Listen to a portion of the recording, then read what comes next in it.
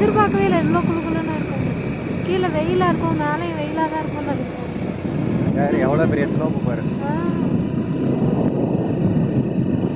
பயங்கரமான ஏர்பின் வந்து பார்த்து ஓட்டுங்கள்.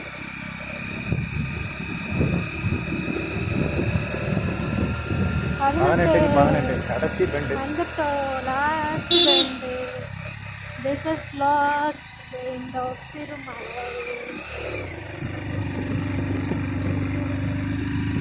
Wow. We have reached